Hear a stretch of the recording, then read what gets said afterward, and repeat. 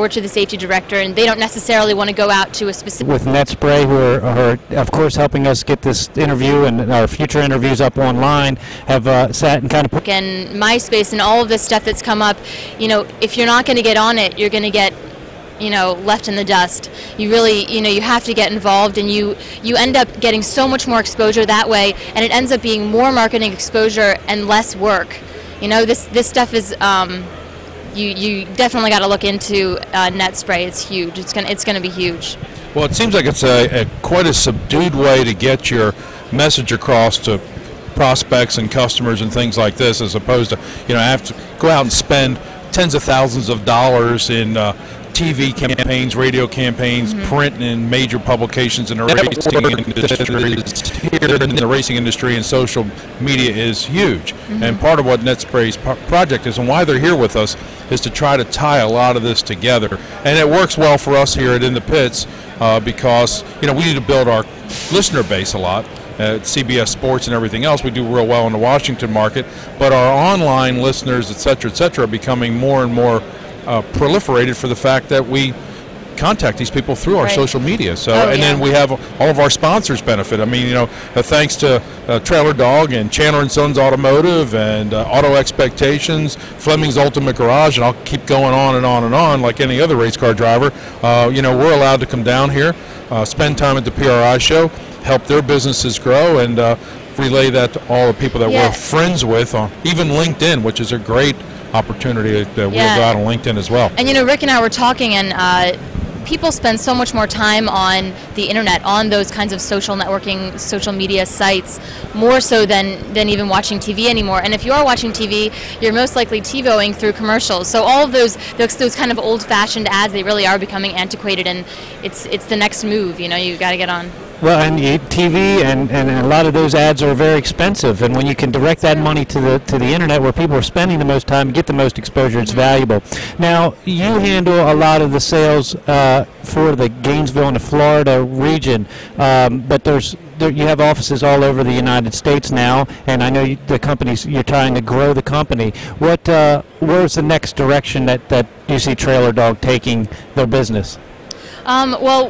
We are based up in York, Pennsylvania, and I'm down here in Florida. And really, it's just it's going to be, we're peppering sales people across the country because we really feel that as we kind of break into little niche markets, as the racing industry and things like that, that's where we're going to find our direction. The construction industry was our base, and really, anybody can use the product. It's just finding those markets and those industries. Well, and I think that's the valuable part of the racing industry is not only do you get the racers involved and interested in a product that they can absolutely put to use right away and make their system and their trailer and everything and their racing equipment secure, but a lot of the people that attend the races and are in the stands, they'll have a car trailer, or they'll have an equipment trailer, or just maybe a small trailer to store items in, and it's a perfect product for all of those. Right, it's true. Well, as an insurance agent, having lots of clients with lots of racing equipment, and they're always fearful because they never take the race equipment out of there. At least this way, there's some peace of mind there that if in fact it disappears, Trailer Dog's all over it. I mean, it's the best watchdog you could possibly have. So I think it's just something that most racers overlook. And why don't you tell all the racers and the listeners out there, because our audience is basically hardcore racers, what's this thing cost? You can cover a trailer for under $1,000, and that's with all the bells and whistles and the features that we've got. And it really does depend on what kind of security you want.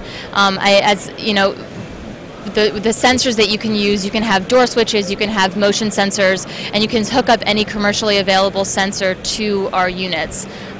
Flood sensors, smoke detectors, it's all plug and play. So it depends on how you set it up, but generally, it's under $1,000, and depending on how much, the cost of your valuables, or even just the cost of the trailer itself, it's worth protecting it. So I don't know why it's not standard. Well, we even talked, we were walking around and talking to some of the trailer dealers and the trailer manufacturers, and we even looked at an open car trailer that, you know, it's just, you know, most of the time it sits in the driveway with nothing on it. But the fact is that those trailers, and these particular ones we were looking at, were all aluminum, so they're, you know, substantial investment for an all aluminum trailer. And a unit on that was going to protect that unit from being stolen and have the trailer lock, the brake locking capabilities, GPS tracking, all the same as any enclosed trailer would have. That's true. So, good stuff. Is our website, and if you call, you know, the numbers on that website as well, you know, pretty easy to get in touch. Well, good deal, Sarah. We certainly appreciate you coming down next, and we got Chris Cabetto coming on, the